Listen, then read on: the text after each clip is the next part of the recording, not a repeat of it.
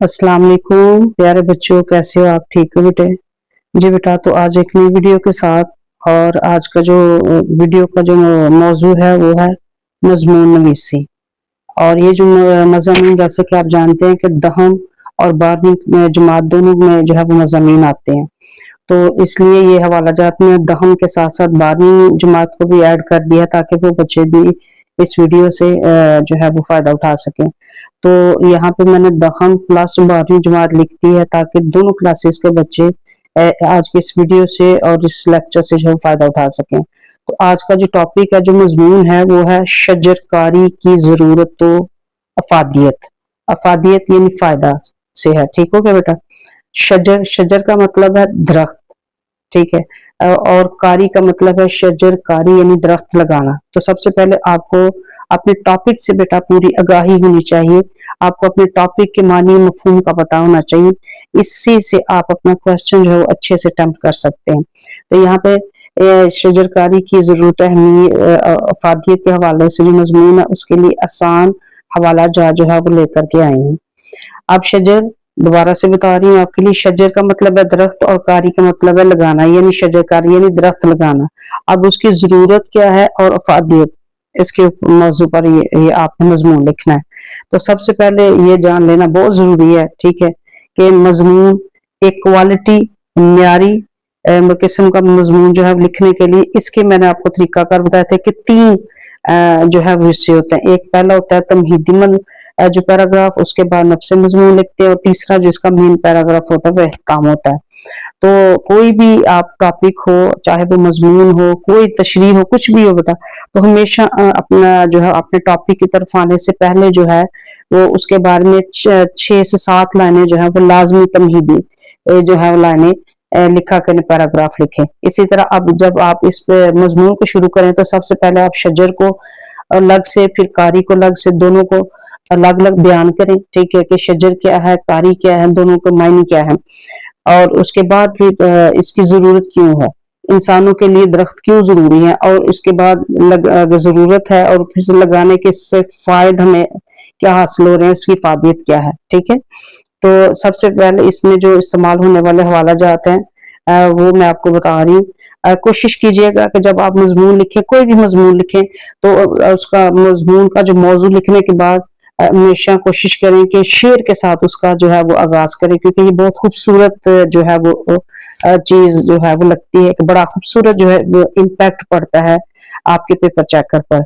और जब आप जितनी पेपर की प्रेजेंटेशन आप अच्छी बेटा बनाते हैं, उतना अच्छा तासुर आपका पेपर चेकर के ऊपर जाता है, उतने ज्यादा आप मार्क्स जो है बासानी हासिल कर सकते हैं। तो अभी मैंने आपको बताया कि जब भी कोई भी मजमून आप लिखें तो कोशिश करें मजमून का जो उन्वान लिखने के बाद उसके बाद उससे मुतलका को खूबसूरत सा जो है वो मियारी किस्म का जो है वो शेर लिख कर फिर आप मजमून लिखें। तो इसमें अब आपने ये वाला शेर लिख के फिर इसका आगाज करना है। शेर देखिए क्या है, ये शेर की अलामत है बेटा। मैं हर वीडियो में ये जरूर बताती हूँ कि ये जब शेर लिखे तो शेर की अलामत जरूर लगाया करें। कुछ बच्चे तो ये शेर की अलामत लगाते नहीं, और कुछ लगाते हैं तो वो इसको गलत लगाते हैं। तो इस बात का बेटा आपने ध्यान रखना, ठीक है। देख चलिए पहला शेर नंबर 1 पढ़ते हैं। एक शजर यानी दरख्त, एक शजर मोहब्बत का लगाया जाए, एक शजर मोहब्बत का लगाया जाए, जिसका हमसाए यानी पड़ोसी, जिसका हमसाए के आंगन यानी सेहन में भी साया जाए। दूसरा शेर देखिए गया। आपने जब भी लिखना है, शेर लिखना है, आपने कोई भी हवाला लिखना बेटा, तो वो आपने मार्कर से लिखना है, क्योंकि हवाला जात हमेशा जो है वो बेटे मार्कर से ही लिखे जाते हैं। अभी इससे आगे देखिएगा, अगला शेर देखते हैं। कल रात जो ईंधन के लिए कट के गिरा है, ईंधन यानी जलाने के लिए, ठीक है। किसके लिए? ईंधन का मतलब यहाँ क्या है, जलाने के लिए। दोबारा से देखिएगा, कल रात जो ईंधन यानी जलाने के लिए कट के गिरा है, चिड़ियों को बहुत प्यार था उस बूढ़े शजर से। शजर, शजर यानी दरख्त। अब चिड़ियों को क्यों प्यार था, जाहिर सी बात है। आपको इसकी अगर मैं थोड़ी सी आपको तफसील बता दूं, तो चूंकि दरख्तों के ऊपर चिड़िया वगैरह जो है परिंदे बसेरा करते, तो इसलिए वो उनका घर होता है, उनको उससे बड़े प्यार है। जिस तरह हम अपने घरों में रहते हैं तो हमें अपने घरों से प्यार है, तो इसी तरह जो परिंदे होते हैं, चिड़िया वगैरह, ठीक है, तो उनको भी बेटा अपने जो है वो उस दरख्त से जिस पर उनका घोंसला होता है उनको बहुत प्यार होता है। आगे शेर देखिएगा, पेड़ से पेड़। अब पेड़ का मतलब है दरख्त, शजर का मतलब भी यहाँ पे क्या था, दरख्त था, और पेड़ का मतलब भी क्या है जी, दरख्त है। पेड़ से पेड़ मिल के रोता है, पेड़ से पेड़ मिल के रोता है, जब कोई परिंदा शिकार होता है। ठीक है, आप दोबारा देखिएगा, पेड़ से पेड़ मिल के रोता है, जब कोई परिंदा शिकार होता है। आगे जो है मैंने वो लिखे हैं, कुछ अखबार लिखे हैं, और जब भी कोई भी कॉल लिखे बेटा तो आपने ये इन्वर्टेड कॉमा जिसे आप कहते हैं लाजमी आपने लगाना है। और आप ये देख सकते हैं कि पूरे पेज के ऊपर मैंने जितने भी हवाला जात लिखे हैं बिल्कुल पेज के दरमियान में लिखे हैं, तो आपने भी हवाला जात पेज के दरमियान में लिखने हैं। दूसरी बात कि आपने ये मार्कर से लिखने हैं। तीसरी अहम बात कि आपने मुख्तलिफ जो अलामतें हैं वो इस्तेमाल लाजमी करनी है। मिसाल के तौर पर अगर शेर लिख रहे हैं तो शेर की अलामत लाजमी लगानी है, अगर कॉल लिख रहे हैं तो कॉल, जारी सी बात आपको पता है किसी की भी मुंह की जो बात है उसको हूबहू बयान करे तो वो हमेशा इन्वर्टेड कॉमास में बयान की जाती है, तो इसलिए उसके गिर्द आपने ये कॉमा लगाने।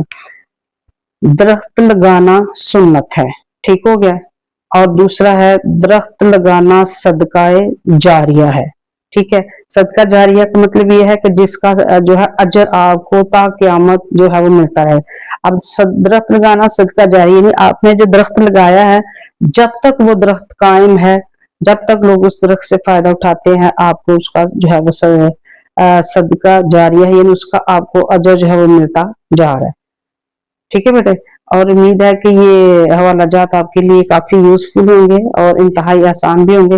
इनको आपने जो है वो अपनी नोटबुक्स पे नोट भी करें, और अगर मुमकिन हो तो अपने दीगर दोस्तों को जो है वो शेयर किया करें ताकि वो भी इस जो है वो लेक्चर से, इस वीडियो से जो है फैज़याब हो सके।